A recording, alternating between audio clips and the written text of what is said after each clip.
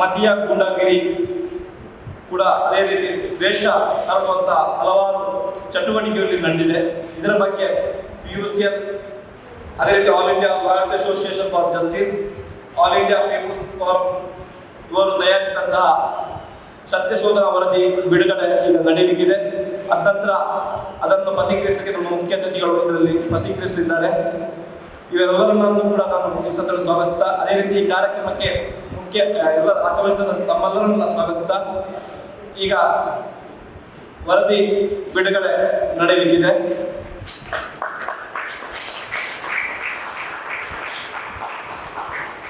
April ಅಲ್ಲಿ ನಾವು ಸುಮಾರು ನಾವು 5 ಜನ ಎರಡನೇದು ಈ ಕಾರ್ಯಕ್ರಮ ಆಗ್ಬೇಕಾಗಿದೆ ಅಂದ್ರೆ ನಾವು ವಿದ್ಯಾ ಅವರು ಮತ್ತೆ ಶಬೀರ್ ಇಲ್ಲ ಅಂದ್ರೆ ಆಗ್ತಾನೆ ಇರಲಿಲ್ಲ. ಸೊ ವಿದ್ಯಾ ಅವ್ರಿಗೆ ಮತ್ತೆ ಶಬೀರ್ ಅವ್ರಿಗೆ ತುಂಬಾನೇ ಧನ್ಯವಾದ. ಇದರಲ್ಲಿ ಬರೀ ಒಂದು ಧನ್ಯವಾದ ಮಾತ್ರ ಅಲ್ಲ, ನಾವು ನಿಜ ಹೇಳಬೇಕಂದ್ರೆ ವಿದ್ಯಾ ಅವರು, ಶಬೀರ್ ಅವರು ಮತ್ತು ಇಲ್ಲಿ ಯಾರ್ಯಾರು ಇದ್ದೀರೋ ನಿಮ್ಮ ಧೈರ್ಯ, ನಿಮ್ಮ ಒಂದು ನ್ಯಾಯಕ್ಕಾಗಿ ಹೋರಾಟ ಇದೆ, ಮತ್ತು ನಾವು ಒಂದು ಸಹಬಾಳ್ವೆಯಿಂದ ನಾವು ಜೀವನ ಮಾಡಬೇಕು ಅಂತ ಒಂದು ಏನು ಮುಂದೆ ತಗೊಂಡು ಹೋಗ್ತಾ ಇದ್ದೀರೋ ಅದರಿಂದ ನಮಗೆ ನಿಜವಾಗ್ಲೂ ಒಂದು ಸ್ಫೂರ್ತಿ ಬರುತ್ತೆ. ಮೊದಲನೇದಾಗಿ ನಾವು ಈ ಒಂದು ರಿಪೋರ್ಟ್ ಹೆಸರನ್ನ ನಾವು ನೋಡಬೇಕಾಗಿದ್ರೆ, ರಿಪೋರ್ಟ್ ಹೆಸರು ಇರೋದು ಮತೀಯ ಗೂಂಡಾಗಿರಿಯಿಂದ ದ್ವೇಷ ಅಪರಾಧಗಳ ತನಕ ಅಂತ. ಮೊದಲನೇದು ಈ ರಿಪೋರ್ಟು ಆ್ಯಕ್ಚುಲಿ 2 ರಿಪೋರ್ಟ್ ಹಿಂದೆ PUCL ಅವರು 2 ರಿಪೋರ್ಟ್ ಮಾಡಿದ್ದಾರೆ. 2008-09ರಲ್ಲಿ ಒಂದು ಕಲ್ಚರಲ್ ಪೊಲೀಸಿಂಗ್ ದಕ್ಷಿಣ ಕನ್ನಡ ಬಗ್ಗೆ ಒಂದು ರಿಪೋರ್ಟ್ ಮಾಡಿದ್ದಾರೆ. ಎರಡನೇದು 2012ರಲ್ಲಿ ಕಮ್ಯುನಲ್ ಪೊಲೀಸಿಂಗ್ ಅಂತ ಮಾಡಿದ್ರು. Communal attacking puffs and birthday parties, communal policing by Hindutva outfits ಅಂತ ಮಾಡಿದ್ದಾರೆ. ಈ ರಿಪೋರ್ಟ್ನನ್ನು ನಾವು ಅರ್ಥ ಮಾಡ್ಕೊಳ್ಳೋದು ಅದೇ ಒಂದು ಆ 2 ರಿಪೋರ್ಟ್ ಆದಮೇಲೆ ಒಂಥರ 3rd ರಿಪೋರ್ಟ್ ಅಂತ ನಾವು ಅರ್ಥ ಮಾಡ್ಕೊಂಡಿದ್ದೀವಿ. ಈ ಪದಗಳಲ್ಲಿ ನಾವು ನೋಡಬೇಕಾಗಿದ್ರೆ ಫಸ್ಟು ಕಲ್ಚರಲ್ ಪೊಲೀಸಿಂಗ್ ಅಂತ ನಾವು ಕರಿತಾ ಇದ್ವಿ. ಕಲ್ಚರಲ್ ಪೊಲೀಸಿಂಗು ತುಂಬಾ ಒಂದು it's a very neutral term, ಅದರಲ್ಲಿ ಸೀರಿಯಸ್ನೆಸ್ ಬರಲ್ಲ ಅಂತ ಕಲ್ಚರಲ್ ಪೊಲೀಸಿಂಗ್ ನಾವು ಯೂಸ್ ಮಾಡಬಾರ್ದು ಅಂತ ಕಮ್ಯುನಲ್ ಪೊಲೀಸಿಂಗ್ ಮತೀಯ ಗೂಂಡಾಗಿರಿ ಅಂತ ಏನು ಇವಾಗ ಉಪಯೋಗ ಶುರು ಮಾಡಿದಾರೋ ಅದು ಯೂಸ್ ಮಾಡಬೇಕು ಅಂತ ಮಾಡಿದ್ರು. ಇದನ್ನ ನಾವು ಹೋದ ವರ್ಷದಿಂದ ನಾವು ನೋಡಬೇಕಾಗಿದ್ರೆ ಲವ್ ಜಿಹಾದ್ ಅಂತ ಹೆಸರಿನಲ್ಲಿ ನಾವು ಇದು ತುಂಬ ಲವ್ ಜಿಹಾದ್ ಆಗ್ತಾ ಇದೆ, ಅದನ್ನ ತಡೆಯೋಕ್ಕೆ ನಾವು ಕಾನೂನು ತರಬೇಕು ಅಂತ ತುಂಬ ಪ್ರಚಾರ ಆಗ್ತಾ ಇದೆ. Even recently there was a protest saying they must have a law against love jihad. But if you really look at the facts, they are not fighting against any so-called love jihad, because we all know love jihad is a complete bogie. What they are fighting against is love. ಅವ್ರು ಏನು ವಿರುದ್ಧ ಹೋಗ್ತಾ ಇದ್ದಾರೆ ಅಂತ ಪ್ರೀತಿ ವಿರುದ್ಧ ಹೋಗ್ತಾ ಇದೆ. ಯಾವುದೇ ಥರದ್ದು ಲವ್ ಜಿಹಾದ್ ಅಂತ ಏನಿದೆಯೋ ಅದು ಯಾವುದೇ ಥರದ್ದು ಇಲ್ಲವೇ ಇಲ್ಲ. ಇದರಲ್ಲಿ 2 ಒಂದು ಇಂಪಾರ್ಟೆಂಟ್ ಆಗಿ ಪಾಯಿಂಟ್ಸ್ ನಾನು ಜಸ್ಟ್ ಹೇಳ್ತೀನಿ. ಲವ್ ಜಿಹಾದ್ ಸಂಬಂಧಪಟ್ಟಿದ್ದು ಲವ್ ಜಿಹಾದ್ ಅಂತ ಏನು ಕರೀತಾರೋ ಅವರು 2009ರಲ್ಲಿ ಹೈಕೋರ್ಟಲ್ಲಿ ಒಂದು ಕೇಸ್ ಆಗಿತ್ತು, ಈ ಥರ ಲವ್ ಜಿಹಾದ್ ಘಟನೆಗಳು ನಡೀತಾ ಇದೆ, ಇದ್ರ ಬಗ್ಗೆ ತನಿಖೆ ಆಗಬೇಕು ಅಂತ.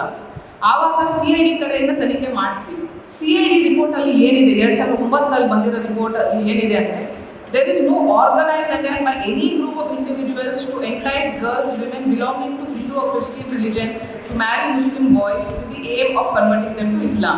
ಇದು CID ರಿಪೋರ್ಟಲ್ಲಿ ಇರೋದು. Not only that, many of the girls who have married outside their religion and was contacted by our team stated that they are leading a happy life after marriage. CID ರಿಪೋರ್ಟಲ್ಲಿ ಇರೋದು. CID ರಿಪೋರ್ಟಲ್ಲಿ ಏನು ಹೇಳಿದೆ, instead of looking at all this, there are serious issues of trafficking that must be looked at, not this in the CID ರಿಪೋರ್ಟಲ್ಲಿ.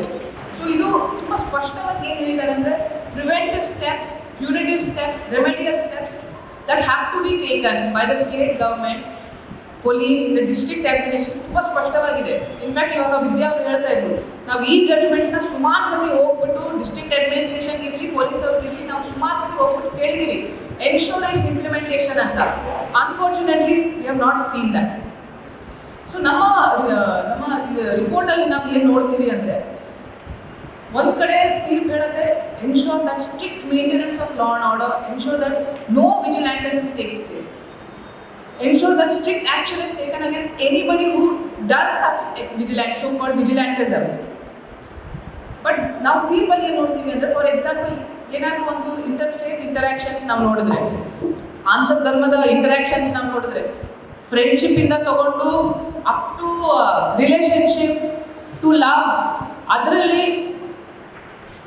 while the couples, while the friends are advised or they are told, ನೀವು ಯಾಕೆ ಇದೆಲ್ಲ ಮಾಡ್ತಾ ಇದ್ದೀರಾ, go and study, whether action is taken against the perpetrator except when extreme violence is caused. ಅದು ನಾವು ಏನು ನೋಡ್ತೀವಿ ಅಂದರೆ there is no action is not taken against perpetrators.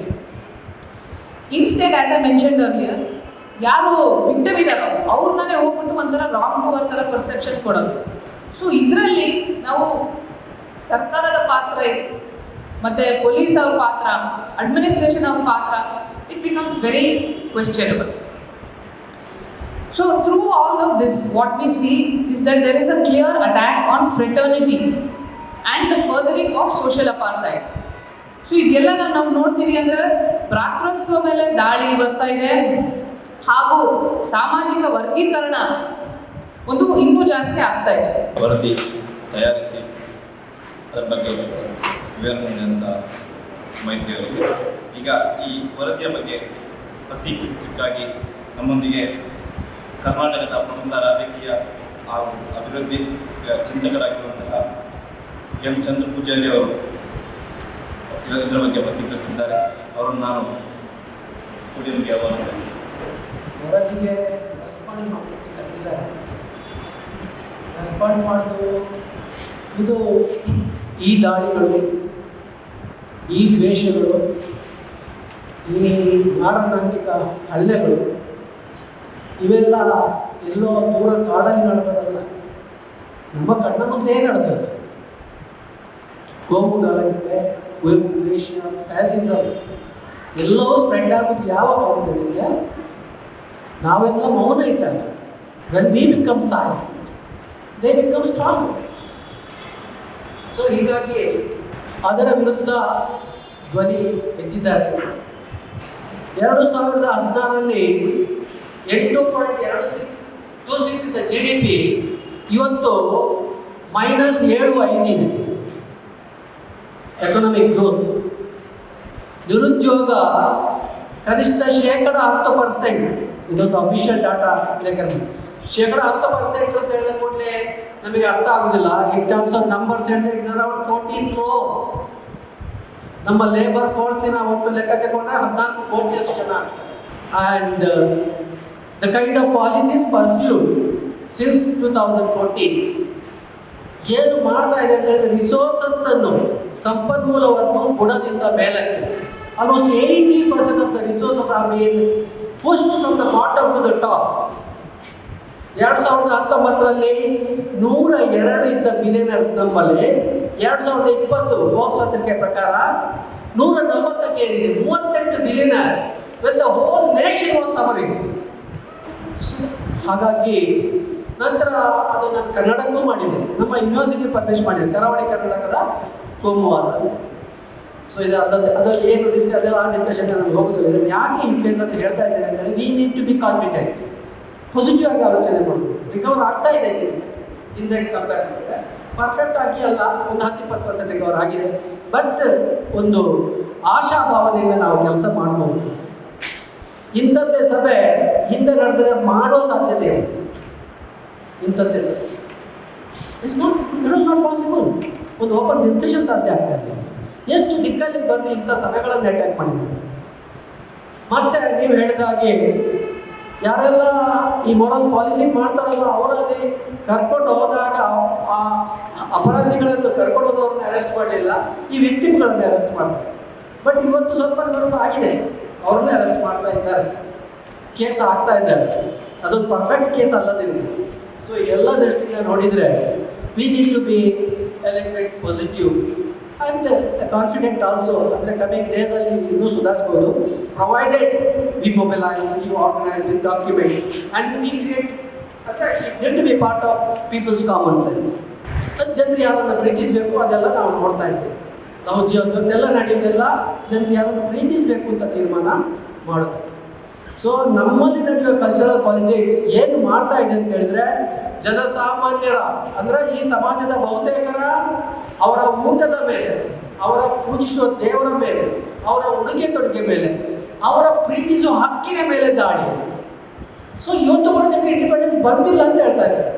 ಅದಕ್ಕೆ ಕೆಲವು ಸೋಷಿಯಲ್ ಮೀಡಿಯಾದಲ್ಲಿ ಹೇಳ್ತಾರಲ್ಲ, ಯಾವುದೋ ಒಬ್ಬರು ಹುಡುಗಿ ಭಾರತಕ್ಕೆ ಸ್ವಾತಂತ್ರ್ಯ ಬಂದಿಲ್ಲ, ಅದು ಸುಮ್ಮನೆ 99 ವರ್ಷಕ್ಕೆ ಲೀಸಿಗೆ ಕೊಟ್ಟದ್ದು ಅಂತೇಳಿ ಒಂದು ಅದು ಸುಮ್ಮನೆ ಫೇಕ್ ಅಲ್ಲ, ಚಳವಳಿಗೆ ಬಿಡ್ತಾರೆ. ಸೊ ನಾವು ಈ ಕಾನೂನುಗಳು ಇವರನ್ನು ಅರೆಸ್ಟ್ ಮಾಡಿ ಪನಿಷ್ ಮಾಡೋ ಮಟ್ಟಿಗೆ ಸ್ವಲ್ಪ ಮಟ್ಟಿಗೆ ಈ ಕಮ್ಯುನಲ್ ವೈಲೆನ್ಸ್ ಅನ್ನು ಕಡಿಮೆ ಮಾಡಬಹುದು. But institutional and structural communal violence it requires A long fight, ದೊಡ್ಡ ಮಟ್ಟಿನ ಹೋರಾಟ ಬೇಕಾಗ್ತದೆ. ಸೊ ಇಷ್ಟು ಹೇಳಿ ನನಗೆ ಮಾತಾಡಲಿಕ್ಕೆ ಅವಕಾಶ ನಿಮಗೆಲ್ಲ ವಂದಿಸಿ ನನ್ನ ಮಾತನ್ನು ಧನ್ಯವಾದಗಳು ಚಂದ್ರ ಪೂಜಾರಿ ಅವರಿಗೆ. We have another guest, Loretta Pinto. Would like to introduce her today. She has participated in various social field activities, participated in Seva Daan, Chembur, Mumbai activities like children's camps, distribution of food and medicines to economically backward. She has also worked with Human Rights Law Network, Mumbai, with their brochures and label law encyclopedia. She is the Assistant Director for Volunteer Activities, Habitat for Humanity, USA. Presently, she is engaged in counseling and managing residential care for dementia patients. On behalf of for this today's program, Communal Policy to Hate Crimes, I would like to welcome you, ma'am, and also request you to present your response. These are the reported cases. We don't know how many more unreported due to threats, mutual understanding, etc. What is alarming is that today it is hate speech. It creates an environment for denial of constitutional rights. If this is allowed to continue, it can lead to social and economic boycott, hence rendering minorities helpless and at Hindutva mercy. The goal is no more communal segregation. We have been a segregated community for over 2000 years. Social thinkers like Manu and others ensure that by making the Varna system hereditary and non-Hindus outcasts, it seems that the objective is to create enough polarization to create a vote bank which can have Hindu fundamentalists permanently in power within democratic means. By gaining majority at the center, the fundamentalists can enact any law seemingly within the constitutional framework. Segregation of, say, 30% of the voters is enough to keep them in power in every election. Hate crimes are worse than communal policing and leave scars and wounds that are never mitigated. It is the role of the state to ensure that there are no hate crimes and that all citizens are treated equally. But the recent remarks of the Chief Minister and those in power seek to embolden the Hindutva activists rather than deter them. Since I belong to another targeted minority, albeit not as much as yet, my views about the Christian community and the ongoing targeting of minorities. Since 2008, the goal of Hindu fundamentalists has changed, beginning with unprovoked attacks on churches. The Christian response to communal policing and hate crimes is rather muted. Condemnation is limited to individuals and electronic social groups. Public condemnation and active efforts to prevent or oppose the fundamentalist activities is not evident. The approach seems to be, let's hope for the best without preparing for the worst. A lady from our neighboring town said that her Hindu customers told her that some people questioned them for patronizing a Christian shop. My house help refused to admit her child to a Christian institution for fear of being admonished by her Hindu friends. Most Christians in DK and Udupi belong to major denominations like Catholics, CSI and Syrian Catholics, and therefore Christians in general feel that they are being targeted for the actions of small splinter groups accused of conversion.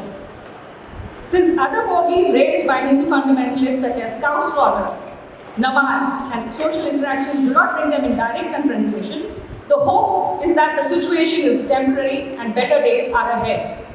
No people will tamely surrender their liberties, nor can any be easily subdued when knowledge is diffused and virtue is preserved. In conclusion, I would say that by maintaining our dignity and virtue as responsible citizens of our country, we should also try to counter the false propaganda, explain the truth to the public and the concerned authorities. Thank you. ಇಲ್ಲಿ ನೆರೆದಿರುವ ಎಲ್ಲ ಗಣ್ಯ ಬುದ್ಧಿಜೀವಿಗಳಿಗೆ ಎಲ್ಲರ ಮೇಲೆ ದೇವರ ದಯೆ ಇರಲಿ. ಈಗ ತಾನೇ ನಾವು ಸತ್ಯ ಶೋಧನಾ ವರದಿಯ ಪೂರ್ತಿ ವಿವರವನ್ನು ನಮ್ಮ ಸಹೋದರಿ ನಿಮ್ಮ ಮುಂದೆ ಇಟ್ಟಿದ್ದರು. ಅದನ್ನೆಲ್ಲ ಕೇಳಿದ ನಂತರ ಎಂದು ಅರಿವಾದಾಗ ಒಂದು ಕೊಂಬೆಯ ತುಂಡು, ಒಂದು ಮರದ ಒಂದು ತುಂಡು ಆ ನೀರಿನಲ್ಲಿ ಹೇಗೆ ಒಂದು ಮುಳುಗುವವನಿಗೆ ಸಿಗ್ತದ, ಅದೇ ರೀತಿ ಸತ್ಯಶೋಧನಾ ವರದಿ ಎಂಬುದು ಈ ಮಿಥ್ಯದ ಸಮಾಜದಲ್ಲಿ ಯಾವುದು ಸತ್ಯವನ್ನು ಈ ಮೀಡಿಯಾಗಳು ಈ ಸಮಾಜವು ಸತ್ಯವನ್ನು ಮರೆಮಾಚಿ ಸುಳ್ಳನ್ನೇ ಸತ್ಯ ಅಂತ ಬಿಂಬಿಸುವಂತಹ ಸಮಯದಲ್ಲಿ ಇಂತಹ ಸತ್ಯಶೋಧನಾ ವರದಿಯು ನಮಗೆ ಒಂದು ಮರದ ಕೊಂಬೆಯಾಗಿದೆ. ಯಾಕೆಂದರೆ ಗುಂಡಾಗಿರಿ ಎರಡು ವಿಧದಲ್ಲಿ, ಒಂದು ಗುಂಡಾಗಿರಿ ಅಂದರೆ ಗುಂಡಾಗಿರಿ ಮೊದಲಿಂದ ಕೂಡ ಉಂಟು ಗುಂಡಾಗಿರಿ. ಆ ಗುಂಡಾಗಿರಿ ಹೇಗಿತ್ತಂದರೆ ಸ್ವಾರ್ಥಕ್ಕಾಗಿ ಯಾರಾದರೂ ಆಪ್ತ ವಸೂಲಿ ಇರ್ತಾರೆ, ಆಪ್ತ ವಸೂಲಿ ಮಾಡಲಿಕ್ಕೆ ಹೋಗಿದ್ದು ಅಟ್ಯಾಕ್ ಮಾಡಿ ಹಣ ಕೊಡು ಅಂತೇಳಿ, ಅಥವಾ ಯಾರಾದ್ರೂ ಮೇಲೆ ದ್ವೇಷ ಇದ್ದರೆ ಅವರ ಬೇಡಿಕೆ ಇಟ್ಟರೆ ಅವರು ಕೊಡದಾಗ ಅವರ ಮೇಲೆ ಅಟ್ಯಾಕ್ ಮಾಡೋದು, ಅದೊಂಥರ ಗುಂಡಾಗಿರಿ ಇತ್ತು. ಆದರೆ ಈಗಿನ ಗುಂಡಾಗಿರಿ ಅಂತ, ಈಗಿನ ಗುಂಡಾಗಿರಿ ಮಧ್ಯೆ ಗುಂಡಾಗಿರಿ. ಮಧ್ಯೆ ಗುಂಡಾಗಿರಿ ಅಂದರೆ ಈಗಿನ ಒಂದು ಗುಂಡಾಗಿರಿಗೆ ಅಥವಾ ದ್ವೇಷಕ್ಕೆ ಯಾವುದೇ ಅಪರಾಧ ಆಗಬೇಕಂತಿಲ್ಲ. ಒಂದು ಧರ್ಮ ಅಥವಾ ಒಂದು ಧರ್ಮದವರ ಹೆಸರು ಇಷ್ಟೇ ಸಾಕು, ಅದರ ಮೇಲೆ ಅಟ್ಯಾಕ್ ಆಗ್ತದೆ. ಈ ಅನೈತಿಕ ಪೊಲೀಸ್ಗೆ ಪವರ್ ಕೊಟ್ಟವರು ಯಾರು ಕೊಟ್ಟಿದ್ದಾರೆ ಅವರಿಗೆ ಪವರು? ಅವರು ಮಾಡ್ತಿರುವ ಈ ಕೆಲಸ ಎಲ್ಲರನ್ನು ದಂಡಿಸುವುದು, ದಾಳಿ ಮಾಡುವುದು, ಅಟ್ಯಾಕ್ ಮಾಡುವುದು ಯಾಕೆ ಮಾಡ್ತಿದ್ದಾರೆ? ಎಲ್ಲವೂ ನಾವು ಪ್ರತಿಯೊಂದು ಆರೋಪವನ್ನು ಅಪವಾದವನ್ನು ಎಲ್ಲ ರಾಜಕೀಯದಲ್ಲಿ ಹಾಕಿದ್ದಾರೆ. ಈ ರಾಜಕಾರಣಿಗಳು, ಈ ರಾಜಕೀಯ ಇವತ್ತು ಒಂದು ಅಧಿಕಾರ, ಒಂದು ಕುರ್ಚಿಗೋಸ್ಕರ, ಈ ದೇಶದಲ್ಲೆಲ್ಲ ಆಡಳಿತಕ್ಕೋಸ್ಕರ ಏನೆಲ್ಲ ಮಾಡ್ತಾರಂದರೆ ನಿಜವಾಗಿ ನೋಡಿ. ಈ ರಾಜಕೀಯ ಪಕ್ಷಕ್ಕೆ ಈ ದೊಡ್ಡ ಒಂದು 2 ಪಕ್ಷ ಇದೆ ನಮ್ಮ ದೇಶದಲ್ಲಿ, ದೊಡ್ಡ ಪಕ್ಷ ಇದೆ. ಆ ಪಕ್ಷದ ಒಳಗೆ ಅವರಿಗೆ ಸ್ಪರ್ಧೆ, ಅವರಿಗೆ ದ್ವೇಷ ಇರಬೇಕಿತ್ತು. ಈ ಗಲಾಟೆ ಮಾಡಿ ನೋಡಿ, ಪ್ರತಿ ಒಂದು ಸಲ ಒಂದು ಹೆಣ್ಣಿನ ಮೇಲೆ, ಹೆಣ್ಣು ಮಕ್ಕಳಿಗೆ, ನಾನೊಂದು ತಾಯಿಯಾಗಿ ಹೇಳ್ತಿದ್ದೇನೆ, ನಮ್ಮ ಮಕ್ಕಳನ್ನು ನಾವು ಬೆಳೆಸ್ತೇವೆ. ನಾವು 9 ತಿಂಗಳು ಮಕ್ಕಳನ್ನು ಗರ್ಭದಲ್ಲಿಟ್ಟು ಹುಟ್ಟಿಸಿ ಬೆಳೆಸಿ ಇಷ್ಟು ದೊಡ್ಡ ಮಾಡಿ ಅವರಿಗೆ ಎಜುಕೇಷನ್ ಕೊಟ್ಟು ಅವರಿಗೆ ಬೇಕಾದ ಲೈಫ್ ಸ್ಟೈಲ್ನ ಎಲ್ಲವನ್ನೂ ನಾವು ತೆಗೆದುಕೊಂಡು ನಾವು ಬೇರೆಯವರ ಕೈಯಲ್ಲಿ ಒಡಿಸ್ಕೊಳ್ಬೇಕಾ ನಮ್ಮ ಮಕ್ಕಳನ್ನು? ನಮ್ಮ ಮಕ್ಕಳನ್ನೇ ಒಡಲಿಕ್ಕೆ ಇವರು ಯಾರು ಅಂತ ಕೇಳ್ತಿದ್ದೆ ನಾನು. ಈ ಅನೈತಿಕ ಪೊಲೀಸ್ಗಿರಿ ನಾನು ಹೇಳಿದ್ರು, ನಮ್ಮ ಪೊಲೀಸ್ ಡಿಪಾರ್ಟ್ಮೆಂಟನ್ನು ಪ್ರಾಮಾಣಿಕವಾಗಿ ಕೆಲಸ ಮಾಡಲಿಕ್ಕೆ ನಮ್ಮ ರಾಜಕೀಯದ ಮುಖಂಡರು ಇಡೀ ಮೊನ್ನೆ ತಾನೇ ನಮ್ಮ CM ಅವರು ಬಂದು ಒಂದು ಎಂತ ಮಾತು ಹೇಳಿದ್ರು ಅಂತ ನಮ್ಮ ಸಹೋದರಿ ಹೇಳಿದರು. ಅಡ್ಡಗೋಡೆ ಡಿಪೆಂಡ್ ಆಗಿ ಅವರು ಮಾತನಾಡಿದ್ದಾರೆ. ಅಂದರೆ ಆ ಅನೈತಿಕ ಪೊಲೀಸ್ಗಿರಿಗೆ ಏನು ಅಂತ ಹೇಳುವಾಗ ಅವರು ಅಡ್ಡಗೋಡೆ ಡಿಪೆಂಡ್ ಆಗಿ ಮಾಡಿದ್ದಾರೆ. ಅದರ ನಂತರ ಆಯುಧ ಪೂಜೆ ಹೆಸರಿನಲ್ಲಿ ಅದೇ ಒಂದು ಇದು ಬಳಗಕ್ಕೆ ಆಯುಧವನ್ನು ಹಂಚಿತ್ತು. ಎಷ್ಟೋ ಜನ ಕೊಲೆ, ಆತ್ಮಹತ್ಯೆ ಕೂಡ ಅದನ್ನು ಮಾಡಿಕೊಂಡರು. ಇದೇ ನಾನು ಹೇಳುದು, ಈ ಒಂದು ಆಯುಧ ಪೂಜೆ ಸಮಯದಲ್ಲಿ ಇಂಥ ಆಯುಧವನ್ನು ವಿತರಿಸುವುದಾದರೆ ಒಂದು ವೇಳೆ ಅದೇ ಸಮಯದಲ್ಲಿ ಒಂದು ಅನ್ಯಕೋಮಿನ ಒಂದು ಬಳಗದವರು ಶಸ್ತ್ರವನ್ನು, ಆಯುಧವನ್ನು ಒಂದು ವೇಳೆ ವಿತರಿಸ್ತಿದ್ರೆ ಏನಾಗ್ತಿತ್ತು? ಇವತ್ತು ಆ ಬಳಗ ಇಡೀ ಹೋಗಿ ಜೈಲಲ್ಲಿ ಕೊಳಿತು. ಅವರನ್ನು ಆಗಲೇ ಸರ್ಕಾರ ಮತ್ತು ಪೊಲೀಸ್ ಅರೆಸ್ಟ್ ಮಾಡಿ ಜೈಲಿಗೆ ತರುತ್ತಿದ್ರು. ಆದರೆ ಇವರ ಮೇಲೆ ಏನಾಗಲಿಲ್ಲ. ಆಯುಧ ಹಿಡ್ಕೊಂಡು ಚಂದದಲ್ಲಿ ಹೋಗಿದ್ದಾರೆ, ಹಾಕಿದ್ದಾರೆ, ಮತ್ತು ತಂದು ಕೊಲೆ ಕೂಡ ಮಾಡಿಕೊಂಡು ಸತ್ತಿದ್ದಾರೆ. ಅದೇ ಒಂದು ಆಯುಧವನ್ನು ಯಾರಾದರೂ ಒಂದು ಮುಸ್ಲಿಂ ಅಥವಾ ಒಂದು ಕ್ರಿಶ್ಚಿಯನ್ ಧರ್ಮದವರ ಒಂದು ಹುಡುಗರಿಗೆ, ಯುವಕರಿಗೆ ಅನಿಸ್ತಿದ್ರೆ ಇವತ್ತೆಲ್ಲರೂ ಜೈಲಲ್ಲಿ ಕುಳಿತಿದ್ರು ಅವರು. ಆದ್ದರಿಂದ ನಾವು ಹೇಳೋದು ಏನಂದರೆ, ನಮ್ಮ ಡಿಪಾರ್ಟ್ಮೆಂಟ್ನ ಪೊಲೀಸರಿಗೆ ಅವರಿಗೆ ಪ್ರಾಮಾಣಿಕವಾಗಿ ಕೆಲಸ ಮಾಡಿ ಅವರಿಗೆ ಪವರ್ ಕೊಡಿ. ಯಾಕೆ ಕಾನೂನನ್ನು ತನ್ನ ಕೈಗೆತ್ತಿಕೊಳ್ಳಬೇಡಿ. ದಯಮಾಡಿ ನಮ್ಮ ಯುವಕರು ಕಾನೂನನ್ನು ಕೈಗೆತ್ತಿಕೊಳ್ಳದೆ ಪ್ರಾಮಾಣಿಕ ಗೋಹತ್ಯೆ, ಗೋಕಳ್ಳತನ ಬಗ್ಗೆ ಹೇಳ್ತಾರೆ. ನಾನೊಂದು ಇಲ್ಲಿ ಹೇಳ್ತಾ ಇದ್ದೇನೆ, ಗೋಕಳ್ಳತನಕ್ಕೆ ಉಗ್ರ ಶಿಕ್ಷೆ ಕೊಡಿ. ಲೈಸೆನ್ಸ್ ಇಲ್ಲದೆ ಗೋಗಳನ್ನು ಕಳ್ಳತನ ಮಾಡುವುದಕ್ಕೆ ಮತ್ತು ಗೋ ಕಡಿಯೋದಕ್ಕೆ ಲೈಸೆನ್ಸ್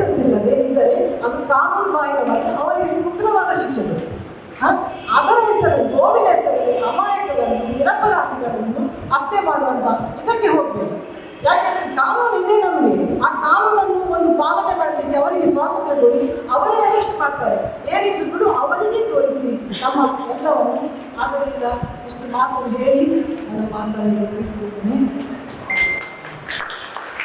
ಮತ್ತು ಇಶಾನಾಜ್ ಅವರವರಿಗೆ ಧನ್ಯವಾದಗಳು. Now we have another guest to give a response, Shrimati Vidya Thankar.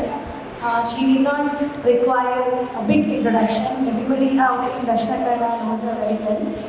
Renowned social activist in all over Dakshina Kannada. I request you to take over. Forward is what we want to focus on. There have been many fact findings, and I thank especially Maitri, Manavi and the group. PUCL and Maitri, Clifton have always been with us in our struggles in coastal Karnataka. And every time there has been some kind of, not some kind of, but major disturbance in this area, communal disturbance, then they have always responded to that and stood with us. Some might say, what is the point in a fact-finding report? We had one after the pub attack, we came out with another one after the homestay attack. There have been, do you remember the church attacks, and there were many reports around that. What happened? Nothing much has changed. The same old continues, and it has become even more clever in the way it plays out. And there's much more support for that than before. So, what is the point in all this? We do believe there is a point. We have seen, I remember after the homestay attack, we went and gave the report that we came out with to the law minister, to the home minister, to Mr. Suresh, what's his name? What a piece of Suresh, who is a minister there? What's his name? Suresh Kumar, yes, thank you. So we went to his house and we gave it to him, etc. Boys and girls are hauled to the police station, are taken to the police station by the Bajrang Dal boys or the KHP. We do see some cases filed against these gundas. It is because of consistent pushback, consistent pressure on the district administration and on the law and order machinery, not just locally but in the state, by people like you and me. I know that many of us have done our bit, but much more needs to be done. We know what Shahnaz called the Bhiti Du Vatavarana. She called it the Samajika Bhiti Du Vatavarana, what he called the deadly silence. That is a reality. We know, we have seen in this city even rich, powerful businessmen, when we have told them, this has happened, the Bajrang Dal has just ruined your business temporarily, go and complain. They have all the access to the powerful that they want.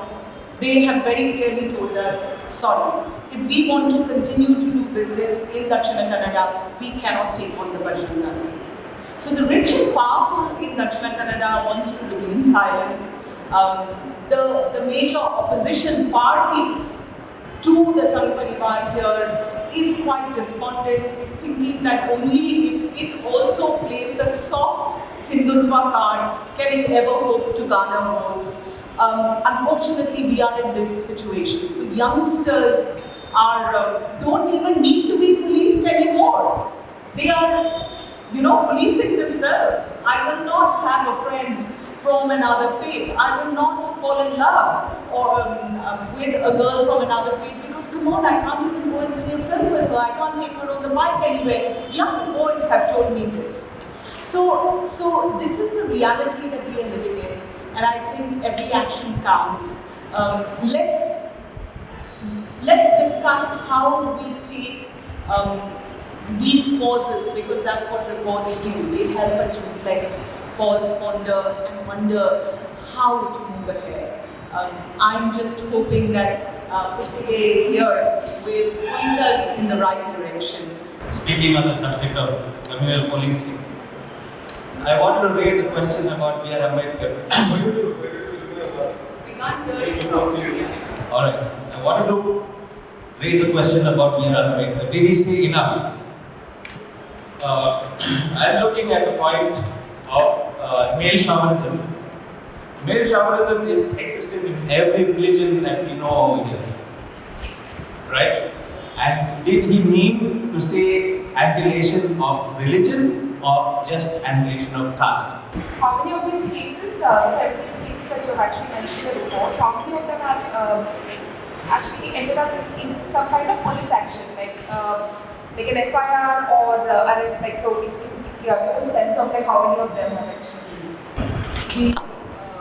The 71 incidents that we have spoken of are everything we have called them reported incidents.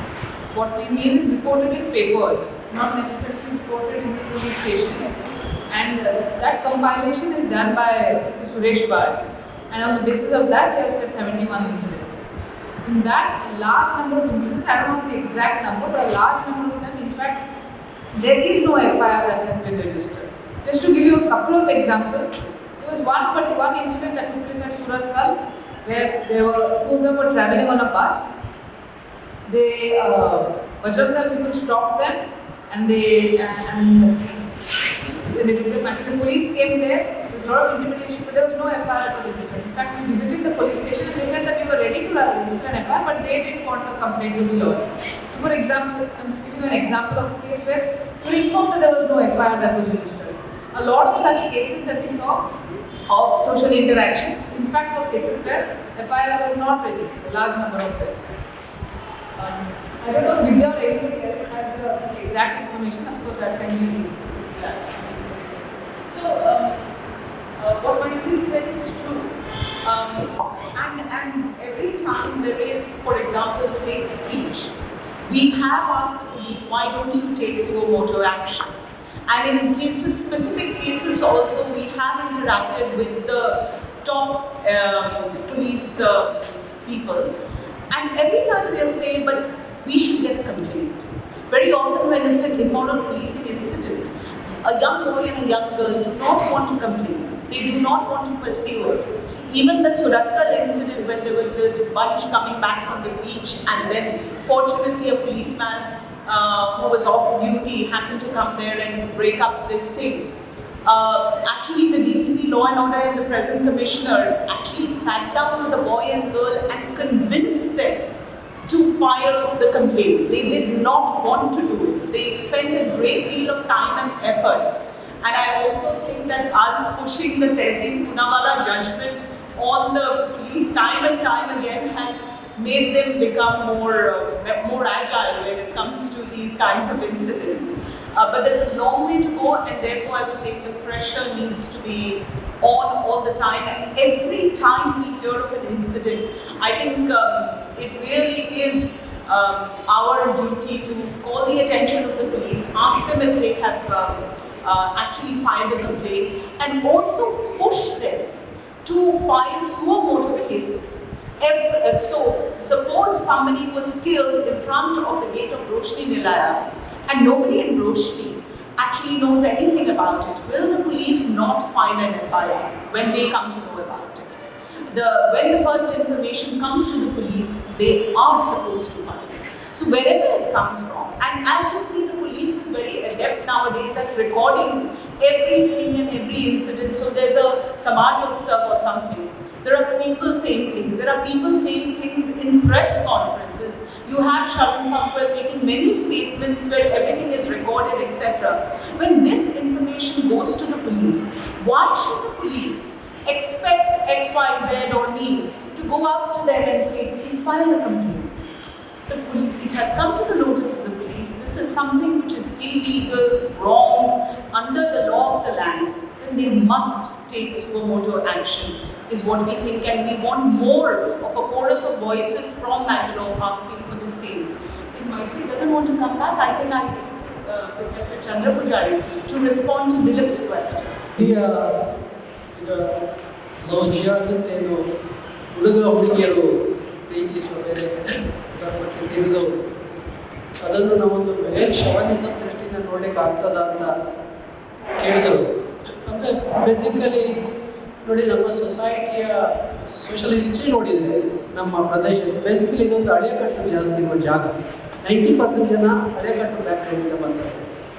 Accept Brahmins, GSPಗಳು ಬಿಟ್ಟರೆ all as second and compare to all other places.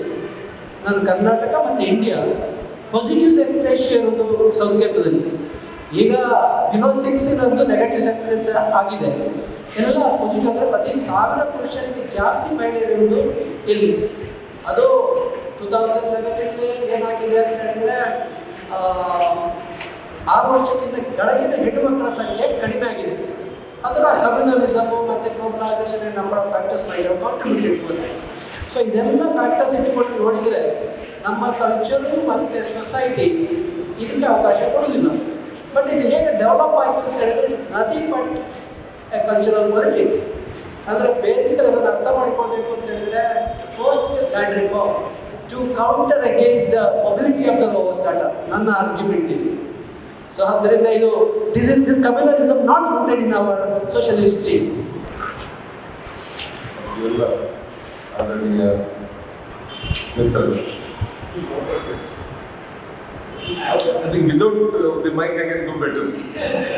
Mic is causing a lot of problem. ನಮಗೆ ಮಾನ್ಯ ವಿದ್ಯಾಧೀನಕರು ಅವರು ಒಂದು promise ಮಾಡಿದ್ರು ಅಂತ ಹೇಳಿದ್ರೆ ಭಾಷಣ ಮಾಡಬೇಕಾಗಿಲ್ಲ ಅಂತ. ಅವರು ರಾಜಕಾರಣಿಗಳಾಗಿ ಅದನ್ನು ಮುರಿದಿದ್ದಾರೆ. ನಾನು ಬಜರಂಗ ದಳದ ಹಿತೈಷಿ, ತುಂಬ ಬಜರಂಗ ದಳದ ಬಗ್ಗೆ ಸಹಾನುಭೂತಿ ಇರುವವರು. ಯಾಕಂತ ಹೇಳಿದ್ರೆ ಇವರು ನನಗೆ ಮುಂದಿನ ಹೆಜ್ಜೆಯ ಬಗ್ಗೆ ಹೇಳ್ತಾ ಇದ್ದಾರೆ. ನಾನು ವರ್ತಮಾನವನ್ನು ನೋಡುವಾಗ ಹಿಂದೆ ಏನಿದೆ ಅಂತ ನೋಡ್ತೇನೆ. ಹಿಂದೆ ಏನಿದೆ ಅಂತ ಈ ವರ್ತಮಾನ ಹಠಾತ್ತಾಗಿ ಈ ಭೂಕಂಪದ ಹಾಗೆ ಜ್ವಾಲಾಮುಖಿಯಾಗಿ ಹುಟ್ಟಿಕೊಂಡದ್ದಲ್ಲ. ದೊಡ್ಡ ಒಂದು ಹಿನ್ನೆಲೆ ಇದೆ ಇವತ್ತಿನ ನಮ್ಮ ವರ್ತಮಾನಕ್ಕೆ. ಇವತ್ತು ನಮ್ಮ ಮಕ್ಕಳಿಗೆ ಹೊಡಿತಾರೆ. ಯಾಕೆ ಹೊಡಿತಾರೆ? ಅದಕ್ಕಿಂತ ಹಿಂದೆ ಬೇರೆ ಕೆಲವರ ಮಕ್ಕಳಿಗೆ ಹೊಡಿತಾ ಇದ್ರು. ಆಗ ನಿಮ್ಗೆ ಅದರ ಪ್ರಜ್ಞೆ ಇರಲಿಲ್ಲ, ಅದ್ರ ಬಗ್ಗೆ ನಮ್ಗೆ ಚಿಂತೆ ಕೂಡ ಇಲ್ಲ. ಬೇರೆಯವರ ಮಕ್ಕಳು ಇವತ್ತು ನಿಮ್ಮ ಮಕ್ಕಳಿಗೆ ಹೊಡಿತಾರೆ, ನಮ್ಗೆ ಚಿಂತೆ ಇಲ್ಲ, ಯಾಕಂದ್ರೆ ನಮ್ಮ ಮಕ್ಕಳಲ್ಲ. ಭಾರತದಲ್ಲಿ ನಾವು ಎಷ್ಟರವರೆಗೆ ಸಿಂಪ್ಟಮ್ಸ್ ಅನ್ನು ಚರ್ಚೆ ಮಾಡ್ತೇವೆ, ನಿಜವಾದ ರೋಗ ಹರಡಿದವರು ಎಂಜಾಯ್ ಮಾಡ್ತಾ ಇರ್ತಾರೆ. ಇವತ್ತು ಕೂಡ ನಾವು ಮಾಡ್ತಾ ಇರೋದು ಸಿಂಪ್ಟಮ್ಗಳ ಚರ್ಚೆ. ಎಷ್ಟು ಬೌಂಡ್ರಿ ಆಯಿತು, ಎಷ್ಟು ಸಿಕ್ಸರ್ ಆಯಿತು ಅಂತ ನಾವು ಚರ್ಚೆ ಮಾಡ್ತಾ ಇದ್ದೇವೆ. ಮ್ಯಾಚ್ ಏನಾಯ್ತು ಅಂತ ನೋಡ್ತಾ ಇಲ್ಲ, ಮ್ಯಾಚ್ ನ ಹಿಂದೆ ಯಾರಿದ್ದವರು ಇರುವುದಂತ ನೋಡ್ತಾ ಇರೋದು. ಭಾರತದಲ್ಲಿ ಅನ್ಯಾಯಕ್ಕೆ ಬಹಳ ದೀರ್ಘ ಇತಿಹಾಸ ಇದೆ. ಇಲ್ಲಿ ಮನುವಾದದ ಹೆಸರಲ್ಲಿ ಅನ್ಯಾಯ ಆರಂಭ ಆಯಿತು. ಮತ್ತು ಮನುವಾದದ ಚರ್ಚೆ ಇರಲಿಲ್ಲ. ಧರ್ಮವನ್ನು ಬಳಸಿ, ದೇವರ ಹೆಸರನ್ನು ಬಳಸಿ ಮನುವಾದವನ್ನು ಇಲ್ಲಿ ಅನುಷ್ಠಾನಿಸಲಾಯಿತು. ಮತ್ತು ಅದು 100 ವರ್ಷಗಳಿಗೆ ಅನುಷ್ಠಾನದಲ್ಲಿತ್ತು. ಮತ್ತು ನಾವೆಲ್ಲ ಅದಕ್ಕೆ ಮೂಕ ಸಾಕ್ಷಿಗಳಾಗಿದ್ದೆವು. ಮಾತ್ರ ಅಲ್ಲ, ಪರೋಕ್ಷವಾಗಿ ಅದನ್ನು ಎಂಡೋರ್ಸ್ ಮಾಡುವವರಾಗಿದ್ದೆವು. ನೀವು ಅನ್ಯಾಯದ ವಿರೋಧಿಯಾಗಿದ್ದರೆ ಯಾರ ವಿರುದ್ಧ ಅನ್ಯಾಯ ನಡೆದರೂ ಅದಕ್ಕೆ ವಿರೋಧಿಯಾಗಿರ್ಬೇಕು. ಆಗ ಮಾತ್ರ ನಿಮ್ಮ ಅನ್ಯಾಯದ ವಿರುದ್ಧದ ಧ್ವನಿಗೆ ಬೆಲೆ ಇರುತ್ತೆ. ನೀವು ಕಾಯುವುದು ಸೆಲೆಕ್ಟಿವ್ ಆಗಿ. ಇವರ ಮೇಲೆ ಅನ್ಯಾಯ ನಡೆದಾಗ ನಾವು ಪ್ರತಿಭಟಿಸ್ತೇವೆ, ಇವರ ವಿರುದ್ಧ ನಡೆಸಿದ ಅನ್ಯಾಯ ನಡೆದಾಗ ನಾವು ಬೀದಿಗೆ ಬರ್ತೇವೆ, ಉಪವಾಸ ಸತ್ಯಾಗ್ರಹ, ಇದೆಲ್ಲ ಬೋಗಸ್ ನಾಟಕಗಳು. ನೀವು ನಿಜವಾಗಿ ನಿಮಗೆ ನ್ಯಾಯದ ಕಳಕಳಿ ಇದ್ರೆ ಜಗತ್ತಿನಲ್ಲಿ ಯಾವುದೇ ಮೂಲೆಯಲ್ಲಿ, ಯಾವುದೇ ಸಮಾಜದ ವಿರುದ್ಧ, ಯಾವುದೇ ವ್ಯಕ್ತಿಯ ವಿರುದ್ಧ ಅನ್ಯಾಯ ನಡೆದಾಗ ಅದನ್ನು ಗುರುತಿಸಿ ಅದರ ವಿರುದ್ಧ ಪ್ರತಿಭಟನೆ ಮಾಡಿ ಅವರಿಗೆ ನ್ಯಾಯ ಕೊಡಿಸುವುದಕ್ಕೆ ನೀವು ಉಳಿಬೇಕು. ಆಗ ನೀವು ಅನ್ಯಾಯದಿಂದ ರಕ್ಷಿತರಾಗ್ತೀರಿ. ಇದು ಬಹಳ ಸರಳವಾದಂಥ ಒಂದು ಇಕ್ವೇಶನ್ ಇದೆ. ನಮ್ಮ ಇದರಲ್ಲಿ ನಮ್ಗೆ ಈಗ ಅನೇಕರಿಗೆ ಏನಾಗಿದೆ ಅಂತ ಹೇಳಿದ್ರೆ, ಇವತ್ತು ನಾವು ಮಾತನಾಡಿದ ಭಾಷೆ ಕೂಡ ಅದೇ ಕೋಮುವಾದ ಅಂತ. ಕೋಮುವಾದ ನನ್ಗೆ ಅನಿಸ್ತಿಲ್ಲ ಕೋಮುವಾದ ಅನ್ನೋದು ಒಂದು ನಿಜವಾದ ಸಮಸ್ಯೆ ಅಂತ. ಕೋಮುವಾದ ಅನ್ನೋದು ಒಂದು ದಾಳ ಅಷ್ಟೇ. ಯಾರು ಇವತ್ತು ಕೋಮುವಾದವನ್ನು ಪ್ರಮೋಟ್ ಮಾಡ್ತಾ ಇದ್ದಾಗ ನಮಗೆ ಕಾಣಿಸ್ತಾರೆ, ಅವರಿಗೆ ನಿಜವಾಗಿ ಕೋಮುವಾದದಲ್ಲಿ ಬಿಲೀಫ್ ಇಲ್ಲ. ಮತ್ತು ಇದು ಮೆಜಾರಿಟಿ ವರ್ಸಸ್ ಮೈನಾರಿಟಿ ಅಂತ. ಹೌದು, ಇದು ಮೆಜಾರಿಟಿ ವರ್ಸಸ್ ಮೈನಾರಿಟಿ ಹೌದು. ಆದ್ರೆ ಯಾರನ್ನು ನಾವು ಮೆಜಾರಿಟಿ ಅಂತ ಕಾಣ್ತೇವೋ ಅವರು ಮೈನಾರಿಟಿಯ ವಿರುದ್ಧ ಹೋರಾಡ್ತಾ ಇರೋದಲ್ಲ. ನಿಜವಾಗಿ ಕಣ್ಣಿಗೆ ಕಾಣದ ಒಂದು ಸಣ್ಣ ಮೈನಾರಿಟಿ ಇದೆ. ಕಣ್ಣಿಗೆ ಕಾಣದ ಒಂದು ಸಣ್ಣ ಮೈನಾರಿಟಿ ಇದೆ. ಅವರು ಮೆಜಾರಿಟಿಯ ವಿರುದ್ಧ ನಡೆಸ್ತಾ ಇರುವಂತ ಯುದ್ಧ. ಆ ಮೆಜಾರಿಟಿಯಲ್ಲಿ ಮುಸ್ಲಿಮ್ಸು ವಿಕ್ಟಿಮ್ಸ್, ಶೂದ್ರರು ವಿಕ್ಟಿಮ್ಸ್, ಮತ್ತು ಬ್ರಾಹ್ಮಣರ ಒಂದು ಸೆಕ್ಷನ್ ಕೂಡ ಅದರ ವಿಕ್ಟಿಮ್ಸ್. ಈ ಸಣ್ಣ ವರ್ಗ ದೊಡ್ಡ ವರ್ಗದ ವಿರುದ್ಧ ಅನ್ಯಾಯ ನಡೆಸ್ತಾ ಇದೆ ಹೇಳಿದ ಕೂಡಲೇ ನಮ್ಮ ಗಮನ ಹೋಗುದು ಬ್ರಾಹ್ಮಣರಿಗೆ. ನಿಜವಾಗಿ ನಾನು ಅದರಲ್ಲಿ ನಂಬಿಕೆ ಇಡುವುದಿಲ್ಲ. ನಾನು ಹೇಳುದು ಮನುವಾದದ ಪ್ರತಿಪಾದನೆ. ಅವರು ಬ್ರಾಹ್ಮಣರಿರಲಿ ಅಥವಾ ಬೇರೆ ಯಾರೇ ಇರಲಿ, ಮನುವಾದ ಅನ್ನೋದು ಈ ದೇಶದ ಪಾಲಿನ ವಿಷ. ಮತ್ತು ಕ್ಯಾಪಿಟಲಿಸಂ ಅನ್ನೋದು ಈ ಮನುವಾದದ ಒಂದು ಭಾಗ. ನಾವು ಮನುವಾದದ ಬಗ್ಗೆ ಚರ್ಚಿಸುವಾಗ ಜಾತಿಗೆ ಸಂಬಂಧಿಸಿದ ಅನ್ಯಾಯಗಳನ್ನು ಚರ್ಚಿಸ್ತೇವೆ. ಆದರೆ ಮನುವಾದ ಕ್ಯಾಪಿಟಲಿಸಂ ಇಲ್ಲದೆ ಯಾವಾಗಲೂ ಕಂಪ್ಲೀಟ್ ಆಗುವುದಿಲ್ಲ. ಇವತ್ತು ಕೂಡ ನೀವು ನೋಡಿ, ಕೋಮುವಾದ ಅನ್ನೋದು ಈ ಬಂಡವಾಳಶಾಹಿತ್ವದ ಅನುಷ್ಠಾನಕ್ಕೆ ಒಂದು ಸಣ್ಣ ನೆಪ ಮಾತ್ರ. ಇಲ್ಲಿ ಪೆಟ್ರೋಲ್ ಬೆಲೆ ಎಷ್ಟು ಹೆಚ್ಚಿದ್ರು ಚರ್ಚೆ ಆಗೋದಿಲ್ಲ. ಯಾಕೆ ಚರ್ಚೆ ಮಾಡಲಿಕ್ಕೆ ನಮಗೆ ಕೋಮುವಾದ ಇದೆ. ಕೋಮುವಾದದ ಚರ್ಚೆಯಲ್ಲಿ ನಾವು ಬ್ಯುಸಿ ಆಗಿರುವ ತನಕ ಪೆಟ್ರೋಲ್ನ ಬೆಲೆಯ ಬಗ್ಗೆ ನಾವು ಚರ್ಚಿಸುವುದಿಲ್ಲ. ನಮ್ಮ ಫಂಡಮೆಂಟಲ್ ರೈಟ್ಗಳನ್ನು ಕಿತ್ತುಕೊಳ್ಳಲಾಗ್ತದೆ, ಅದರ ಬಗ್ಗೆ ನಾವು ಚರ್ಚಿಸುವುದಿಲ್ಲ. ನಾವು ಉಡುಪಿಗೆ ಬೆಂಗಳೂರಿಗೆ ಕಾರಲ್ಲಿ ಇಷ್ಟು ಸರಿ ಬರ್ತಾ ಇದ್ದೆವು, ಹಠಾತ್ ಅಲ್ಲಲ್ಲಿ ಟೋಲ್ ಗೇಟ್ಗಳು ಬಂದು ಟೋಲ್ ಕಲೆಕ್ಟ್ ಮಾಡಲಿಕ್ಕೆ ಶುರುವಾಯಿತು. ಅದನ್ನು ಬ್ರಿಟಿಷರು ಮಾಡಿದರೆ ವಿದೇಶಿ ತಂತ್ರ ಅಂತೆಲ್ಲ ನಾವು ಇಲ್ಲಿ ಹೋರಾಡ್ತಾ ಇದ್ದೀವಿ. ಆದ್ರೆ ಯಾರು ಬಂದು ಸಮಸ್ಯೆ ಅಂತ ಅನಿಸಲಿಲ್ಲ. ಪ್ರತಿಯೊಬ್ಬರು ಪ್ರತಿ ಸಲ ಟೋಲ್ ಕೊಡುವವರು ಬೈತಾರೆ, ಇದು ಅನ್ಯಾಯ, ಸರಿಯಲ್ಲ, ನಾವು ರೋಡ್ ಟ್ಯಾಕ್ಸಿ ಹಾಕಿ ಕೊಡುದು ಮತ್ತೆ ಯಾಕೆ ಟೋಲ್ ಅಂತ. ಮತ್ತೆ ಟೋಲ್ 25 ಇದ್ದದ್ದು 125 ಆಗ್ತದೆ. ಡಾಕ್ಯುಮೆಂಟೇಶನ್ ಇಂದ ಆಗುವ ಪ್ರಯೋಜನ ಏನಂತ ಹೇಳಿದ್ರೆ, ನಾವು ಒಂದೊಂದು ಘಟನೆಯನ್ನು ಇಂಡಿಪೆಂಡೆಂಟ್ ಆಗಿ ನೋಡಿದ್ರೆ ಅದು ನಮಗೆ ಒಂದು ಕೋಇನ್ಸಿಡೆಂಟ್ ಆಗಿ ಕಾಣ್ತದೆ. ಇತ್ತೀಚೆಗೆ ನಮ್ಮ ಒಬ್ರು ಅಸ್ಸಾಂನಿಂದ ಒಬ್ರು ಫೋನ್ ಮಾಡಿದ್ರು, ನಮಗೆ ಇವತ್ತು ಇಷ್ಟು ಗಂಟೆಗೆ ಒಂದು after half an hour CM ಹತ್ರ ಒಂದು ಅಪಾಯಿಂಟ್ಮೆಂಟ್ ಇದೆ. ಅದು ನಾವು ಒಂದು ಡೆಲಿಗೇಷನ್ ಹೋಗ್ತಾ ಇದ್ದೇವೆ CM ಹತ್ರ. ಯಾಕೆ ರೀಸೆಂಟ್ಲಿ ನಡೆದ ಗೋಲಿಬಾರ್ನ ಪ್ರಕರಣದ ಬಗ್ಗೆ ನಮಗೆ ನಮ್ಮ ಪ್ರತಿಭಟನೆಯನ್ನು ಅವರಿಗೆ ಸಲ್ಲಿಸಲಿಕ್ಕೆ ಹೇಳಿದೆ. ಓಕೆ, ನೀವು ಅದರಲ್ಲಿ ಏನೆಲ್ಲ ಎಷ್ಟು ಮಂದಿ ಇದ್ದಾರೆ ಎಲ್ಲ ಏನು ಚರ್ಚಿಸಿದೆ, ಅದು ಮೊನ್ನೆ ಘಟನೆ ಬಗ್ಗೆ ನಾವು ಚರ್ಚಿಸ್ತೇವೆ ಅಂತ ನಾನು ಹೇಳಿದೆ. ನೋಡಿ, ನಾನು ಪ್ರಿಡಿಕ್ಟ್ ಮಾಡ್ತೇನೆ ಏನಾಗ್ತದೆ ಅಂತ. ನೀವು ಒಂದು ಗೋಲಿಬಾರಿಗೆ ಪರಿಹಾರ ಮಾಡಿ ಏನ್ ಮಾಡ್ಲಿಕ್ಕೆ ಸಾಧ್ಯ? ಒಬ್ಬ ಆಫೀಸರ್ ಸಸ್ಪೆಂಡ್ ಮಾಡ್ಬೋದು, ಅದಕ್ಕಿಂತ ಕೆಟ್ಟ ಆಫೀಸರ್ ಮಾಡ್ತಾನೆ ಅವನ ಜಾಗದಲ್ಲಿ. ನೀವು ಟೋಟಲ್ ಸಿಸ್ಟಮ್ನ ದೋಷಗಳನ್ನು ಗುರುತಿಸಿ ಅದನ್ನು ಸರಿಪಡಿಸುವ ತನಕ ಮತ್ತು ಎಲ್ಲ ಅನ್ಯಾಯಗಳನ್ನು ನಿಮ್ಮ ವಿರುದ್ಧದ ಅನ್ಯಾಯ ಅಂತ ಭಾವಿಸುವ ತನಕ ಮತ್ತು ನ್ಯಾಯ ಅನ್ನೋದು ಅದು ಎಲ್ಲರ ಅಗತ್ಯ ಮತ್ತು ನಿಮ್ಮ ಮೂಲಕವೇ ಅದು ಸಿಗಬೇಕು ಅಂತ ನೀವು ನಂಬುವ ತನಕ ಸಮಾಜದ ಸ್ಥಿತಿಯಲ್ಲಿ ಬದಲಾವಣೆ ಬರಲಿಕ್ಕೆ ಸಾಧ್ಯ ಇಲ್ಲ.